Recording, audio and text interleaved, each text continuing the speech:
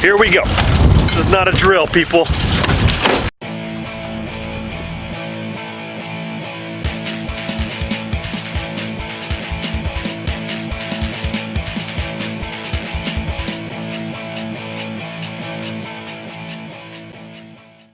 The day has finally come when I get to put my mill in the building. It's been out at the yard wrapped in plastic, and the plastic keeps coming off in the wind, and I have to keep covering it up. A little bit of rust on the table. It'll clean up, but that sucks.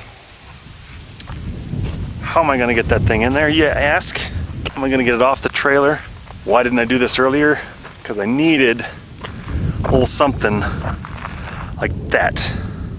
That's a 10,000 pound SkyTrak forklift Extend-A-Boom. It's just like the one I loaded it with, only this one's 10,000 instead of 8,000. I don't need nearly that much. I loaded it with a 5,000 at the yard. One of the other guys at work borrowed this from work and had it at his house, and he lives just down the road. So I coordinated so I could borrow it. The problem I have here is that the mill is too tall for the building, at least the door. Once it's in there, it'll be fine. So I was thinking I was gonna tilt the head. Most of these mills have tilt heads, so you can rotate them a little bit and machine at different angles. Well, this one doesn't have that. It's basically on or off, and I really don't want to take that whole head unit off because it probably weighs 200 pounds or so, and getting it back on in that building is not gonna be easy. So I'm just gonna take the motor off, but I think I can take that off. I know I can take this off. This is just 2 bolts. And it should just slide right in there, and then I can get up there with a ladder and put these back on after the fact. Let's get to it.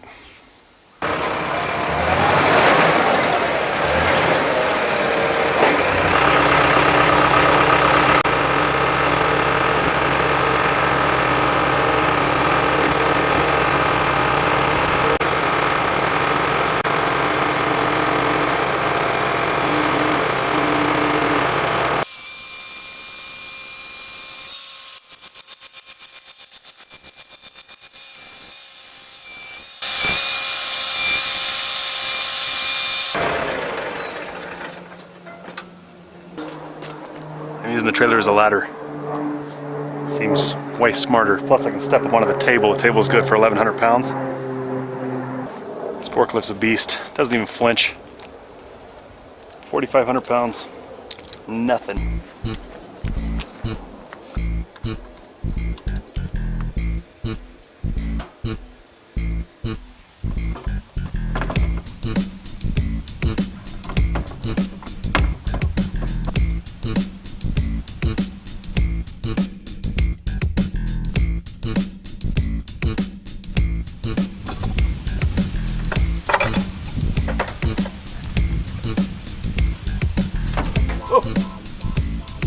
Oh, that should have slid right off of there.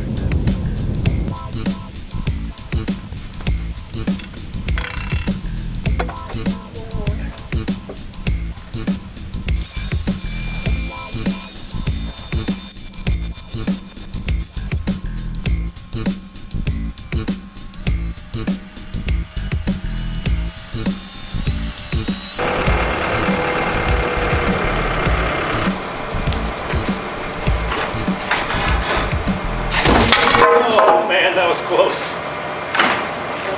I'm telling you, this board missed the back of your head by a fraction of an inch.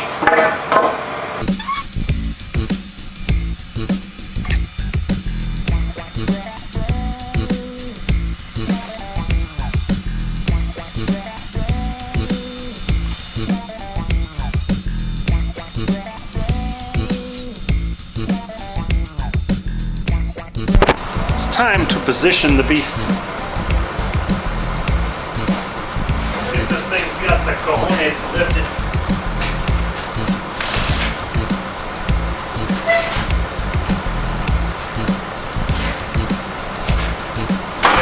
Oh boy.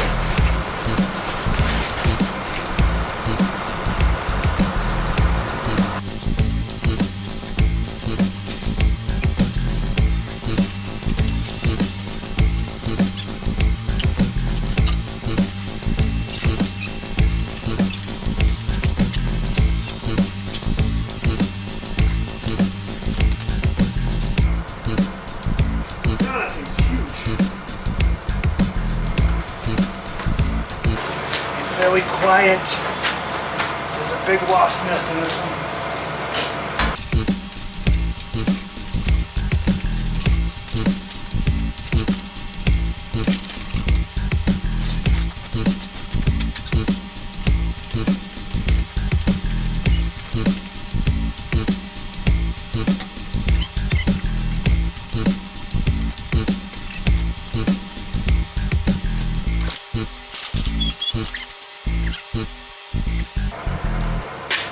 You see that business? It is huge. Huge. Sweet, man, that feels good. Out of the rain, I don't have to worry about it. I don't have to worry about wind, ripping the plastic off. It's just awesome. It's perfect. It's beautiful. Happy Sunday.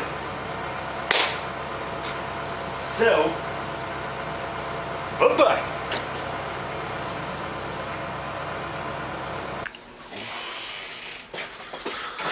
I got a banging headache.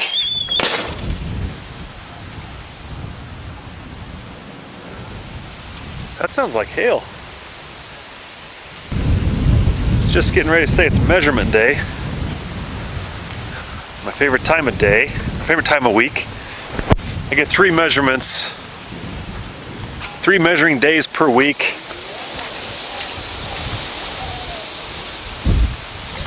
I'm not going in there. I'm not going in there yet. I probably need to move my truck. Oh yeah, that's hail. Here we go. This is not a drill, people. Ow! Dang it! Ouch!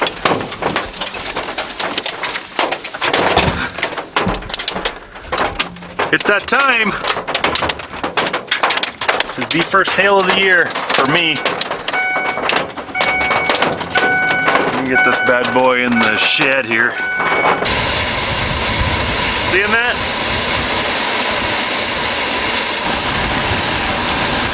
Interesting.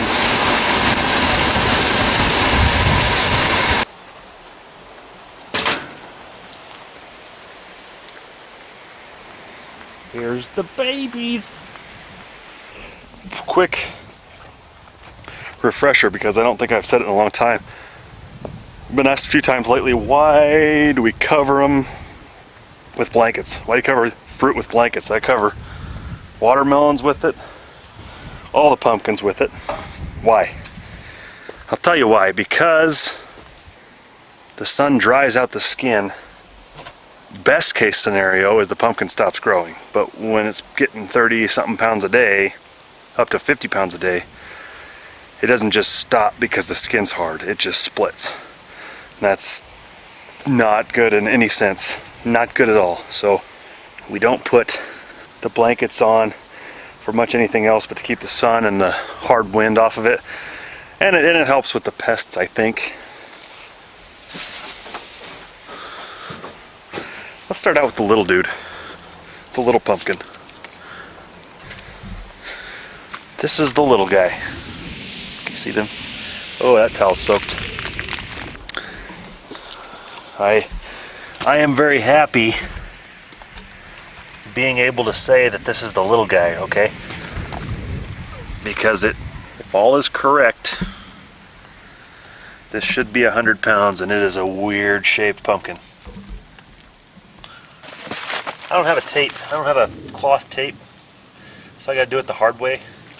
I measure down like so, and I hold my finger on the tape there, on the strap. Then I pull my tape out, and I kind of got it down to a science. It was really hard to figure out how to do this correctly the first time, but after last season, doing it every day, sometimes twice a day, because I was paranoid. 49. We're right on track for 100, just to let you know. So that was the first measurement, 49. Remember that, in case I don't. What I do also is I hold my finger underneath the end instead of going all the way to the board, because it's sitting on sand. Like I said, I don't like to pretend that I've got a heavier pumpkin than I do. That just makes for disappointment in the end. 51, 49 and 51.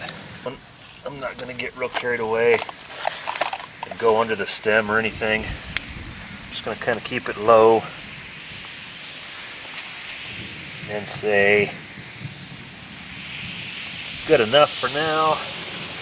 71 and a half. What does the calculator say? What does a fox say? Calculate. Whoa, 113 pounds. It's 10 pounds heavier than my other one. This is a weird shaped pumpkin. I built a little hut for this one because I don't really know why. It just felt right. I don't have a hut on any of the other ones. But this guy is kind of a fat brute, which is exactly what we want. I wasn't recording that whole time. Anyway, I took these measurements. We were 60 over the top. We were 61 and a half, and we were 87 and a half. 209 inches, which by the old chart is going to put us right close to 200 pounds. 195. We didn't get there, but I'm all right with that. Day 25, 100 and, what did I say? 95 pounds. You know, I'll take it. I wanted to show you the watermelon. I culled a watermelon the other day, 30 pounder. It's about 24 inches long. I think this is going to be the keeper because the other one was just not in the right place. I have two others. It's a debate. You don't go with the biggest, right? You go with the fastest. This dude's maybe half the age of the big one under that tarp and almost caught up to it. So it's kind of a no-brainer.